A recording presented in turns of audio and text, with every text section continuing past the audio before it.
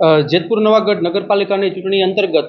કુલ 44 બેઠકો માટે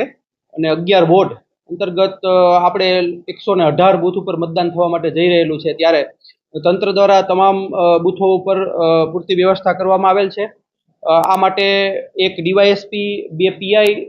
12 પીએસઆઈ સહિત લગભગ 350 પોલીસનો સ્ટાફ છે અત્યારે ડિપ્લોય કરવામાં આવેલો છે। આ ઉપરાંત લગભગ 650 જેટલા ચૂંટણી માટે અલગ અલગ કર્મચારીઓનો ઓર્ડર કરવામાં આવેલો છે।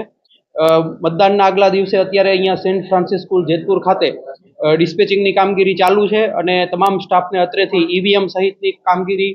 પૂર્ણ કરી અને ઈવીએમ લઈ અને જે તે મતદાન મથક તરફ મોકલવામાં આવી રહેલા છે। વધુમાં કુલ 118 જેટલા જે આપણા બૂથ છે એમની અંદર 97 જેટલા જે ક્રિટિકલ બૂથ લેવામાં આવેલા છે અને આ અંતર્ગત પોલીસની સાથે સંકલન કરી અને પોલીસનો જે સ્ટાફ છે આ મથકોની ઉપર ડિપ્લોય કરવામાં આવેલ છે। આપણે જેતપુર નગરપાલિકાની અંદર લગભગ 1 લાખ જેટલા કુલ મતદારો છે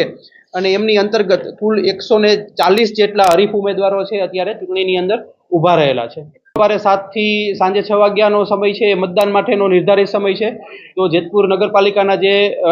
મતદારો છે એમને હું વધુને વધુ મતદાન કરવા માટે ચૂંટણી અધિકારી તરીકે અપીલ કરું છું અને આ સમય દરમિયાન ચૂંટણીના બૂથની અંદર મોબાઈલ ન લઈ જવા માટે પણ મારો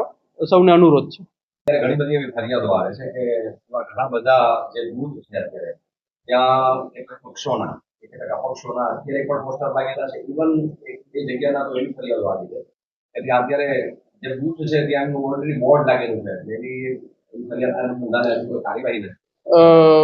અત્યારે ચૂંટણીની અંતર્ગત અમે જે જગ્યાએથી બિન અધિકૃત રીતે લગાવેલા હોર્ડિંગ ને બેનર છે દૂર કરેલા છે અને આ સિવાય